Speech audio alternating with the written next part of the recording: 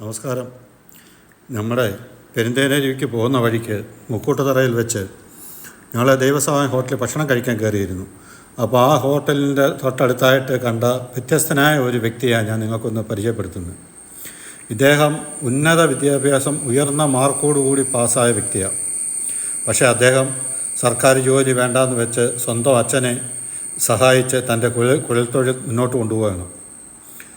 ഇദ്ദേഹം അതുപോലെ തന്നെ ഷട്ടിൽ ടൂർണമെൻറ്റിൽ വളരെ നിറസാന്നിധ്യമാണ്. വളരെ മിടുക്കനായ ഒരു വ്യക്തിയാണ്. ഉന്നത വിദ്യാഭ്യാസമുള്ള ഒരാളാണ്. അതുപോലെ തന്നെ എല്ലാ മേഖലയിലും റബ്ബർ ടാപ്പ് ചെയ്യുന്ന കത്തി വളരെ മൂർച്ച കൂട്ടുന്നതിന് വളരെ വൈദഗ്ധ്യമുള്ള ഒരു വ്യക്തി കൂടിയാണ്. ഇവരെ കുടുംബപരമായിട്ടുള്ള തൊഴിൽ ഇത് തന്നെയാണ്. അപ്പോൾ ഇദ്ദേഹത്തിൻ്റെ കയ്യിൽ നിന്ന് കത്തി മൂർച്ച കൂട്ടി വാങ്ങിക്കഴിഞ്ഞാൽ ഒരു വർഷത്തോളം പിന്നെ അതിന് നമ്മൾ ആല കാണണ്ട എന്നുള്ളതാണ്. ഇത് കണ്ടില്ലേ, അച്ഛൻ അരിവാളും വെട്ടുകത്തിയൊക്കെ അദ്ദേഹം മൂർച്ച കൂട്ടുന്ന അദ്ദേഹമാണ്. കത്തിയിലാകുന്നതും ആ മൂർച്ച കൂട്ടുന്നതും ആ ടെമ്പർ ചെയ്യുന്നതൊക്കെ മകനാണ്. ഇത് എത്ര നാൾ കൂടുമ്പോഴേ കത്തി മൂർച്ച കൂട്ടേണ്ടി വരുന്നത്?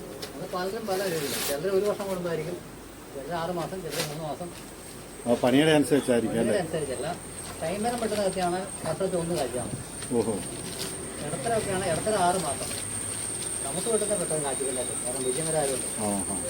പട്ടയ്ക്ക് കട്ടി കൂടുതലായിരിക്കും അല്ലേ?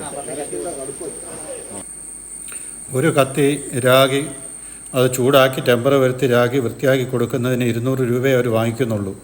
എത്രയോ നാൾ ആ കത്തി നമുക്ക് വീണ്ടും ഉപയോഗിക്കാമെന്നറിയാമോ? ഇത് കണ്ടില്ലേ, എല്ലാ തരത്തിലുള്ള ആയുധങ്ങളുണ്ട്. അത് ആലയാണ്. ഇന്ന് ആ ആലയൊന്നും നമുക്ക് കാണാൻ കിട്ടത്തില്ല. അദ്ദേഹം വീണ്ടും ഒരു കത്തി അത് ടെമ്പർ ചെയ്യുക. ആ ടെമ്പർ ചെയ്യുന്ന ഭയങ്കര സിസ്റ്റമാണ്.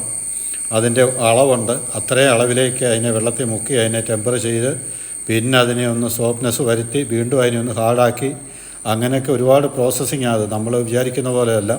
റബ്ബർ വെട്ടുന്ന കത്തിക്ക് അങ്ങനെയൊക്കെയുള്ള ഒത്തിരി പ്രത്യേകത ഇതേ കണ്ടോ അദ്ദേഹം ടെമ്പർ ചെയ്യുന്നത്. വീണ്ടും അദ്ദേഹത്തെ അതിലേക്ക് ഇച്ചിരി വെള്ളം ഒഴിച്ച് അതിനെ വീണ്ടും ഒന്ന് ടെമ്പർ വരുത്തുന്നു. വീണ്ടും ആ വെള്ളത്തിലേക്ക് അദ്ദേഹനെ മുക്കിയത് ഉണ്ടല്ലേ. അങ്ങനെ ഈ ഒരു കാഴ്ച നമുക്ക് എല്ലായിടത്തും കാണാൻ കിട്ടത്തില്ല. തൻ്റെ സർക്കാർ ഉദ്യോഗസ്ഥൻ വേണ്ടാന്ന് വെച്ചിട്ട് തൻ്റെ കുടുംബത്തിനോടൊപ്പമുള്ള തൻ്റെ ഗ്രാമത്തിൽ സന്തോഷമായിട്ട് ജീവിക്കുന്ന ഒരു വ്യക്തിത്വമാണ് അദ്ദേഹം. അദ്ദേഹം ആ കത്തി എന്താ ചെയ്യുന്നത് നമുക്കൊന്ന് കാണാം.